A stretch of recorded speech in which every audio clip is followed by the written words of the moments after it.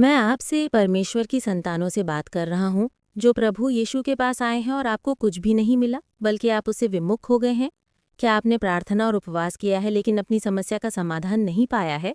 तो ये वीडियो आपके लिए है। मैं आपको बाइबल से एक आयत सुनाता हूँ।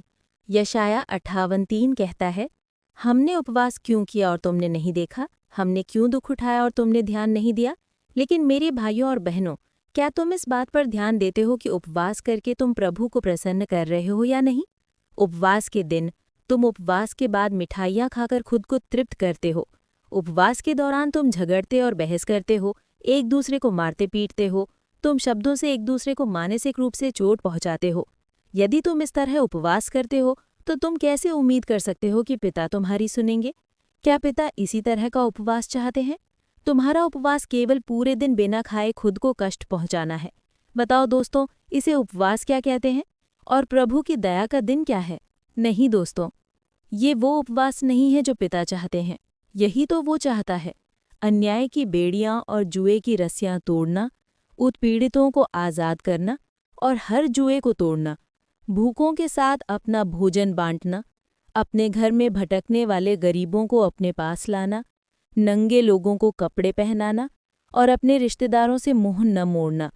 ये सब करना ही सच्चा उपवास है। तब तुम्हारा प्रकाश भोर की तरह चमकेगा और जल्द ही तुम अपनी सभी समस्याओं का समाधान पाओगे और स्वास्थ्य प्राप्त करोगे। तुम्हारी खराई तुम्हारे आगे आगे चलेगी और परमेश्वर की महिमा तुम्हारे पीछे रक्षा करती रहेगी। तब जब तुम प्रार्थना करोगे, पिता तुम्हें उत्तर देगा। जब तुम मदद के लिए पुकारोगे तो पिता कहेगा, मैं यहाँ हूँ। यदि तुम अंधेर का जुआ, ठट्ठा का चिन्ह और उपद्रव की बातें अपने ऊपर से उतार फेंकोगे, तो तुम्हारा प्रकाश अंधकार में चमकेगा और तुम्हारी लात दोपहर के समान होगी। यशाया 58:11 में परमेश्वर का वचन क्या कहता है देखिए, मैं यहोवा तुम्हें निरंतर ले चलूंगा, मैं सूखी भूमि में तुम्हारी प्यास बुझाऊंगा और तुम्हारी शरीर को तृप्त करूंगा। तुम सींची हुई बाड़ी और ऐसे सोते के समान होगे जिसका जल कभी नहीं सूखता। हाँ दोस्तों, अगर तुम अपनी मर्जी से नहीं जीते तो उस दिन का आदर करो और अपनी मर्जी से काम मत करो और नहीं बुरा बोलो।